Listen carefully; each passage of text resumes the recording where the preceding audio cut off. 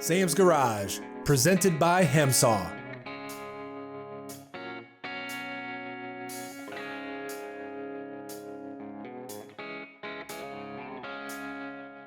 Sam and Doug continue working on the new frame for the 57 Ford Thunderbird. It's time to start the initial process of mocking everything up to see how well the new frame fits. They start with the front end, carefully measuring and positioning the new spindles. This week, we're going to do the preliminary fit underneath the car with the new frame. Like I said last week, we've narrowed it. We just want to make sure that everything fits. There's nothing in the way, no obstructions before these guys continue on with their process, welding and tacking everything together. Let's lift it up. Let's get the frame on there. Let's measure it out. And don't forget, we do have to cut out that wheel well, that spare tire well. We do. We'll get her done. All right. What we're doing here is very crucial. We're making sure that everything fits underneath the Thunderbird before we finalize anything. And there's a lot of adjustment that needs to be made. For instance, the floor of the trunk hits the uprights before the midsection hits the floorboard. We got to address that. Core support that holds on the radiator to the body of the vehicle, that's going to have to be removed because it doesn't clear the new rack and pinion. We went from a steering gear box to an updated rack and pinion. So we got to clearance it. The radiator support may have to go in between the frame rails on the frame itself, whereas on this car and most of the old cars, they're bolted up to the core support, which is the front of the vehicle. So what we're doing is making sure it's going to fit. If it doesn't fit, what adjustments we have to make for it to fit, and then we're going to do them.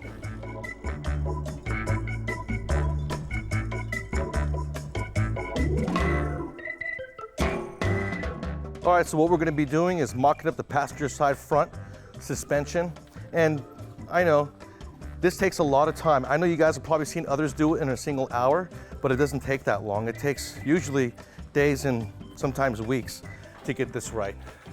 I got Ron helping me. Here you go. Scott's gives us everything we need hardware-wise to be able to put this in place.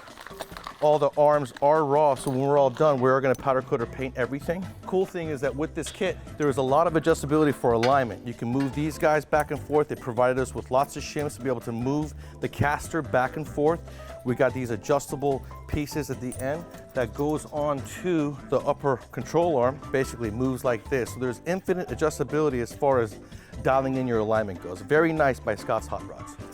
On this here, you wouldn't have the standard shims that you used to have. These are adjustable. Yep. You can screw them in and out. Very good So you don't have to chase for shims anywhere. Infinite adjustability when it comes to alignment. Tech tip is to check where your spindle is at. In order to do that, we're going to put up a little plumb bob with nothing more than a string and a weight on the end. It could be a nut. And so what I'm going to do is I'll put it up, and if I want to see the exact location of the spindle, I'm going to slide this until I can see it, and then I can go ahead and then read where I'm at on my tape. But if you use a plumb bob, that's the easiest way to be able to find exactly where your spindle is inside your wheel well. And the back portion is going to be a little bit longer than your front portion, so when you turn your tires. We're doing this step by step. It takes time, lots of time. You got to measure, check fits, make sure everything is cool, because we're dealing with a lot of money, huge investment, and we want the car to be perfect when it's all done. That way you enjoy your ride instead of getting rid of it at the auction. Yeah. No, Sam, that's absolutely true. The amount of time that it takes, we could have gone out and bought a chassis. That would have taken a lot of time, but we really wanted to show people what's really involved in the real world in building something like this. And there's a lot of fitting that you're going to do. You got to check and check and check.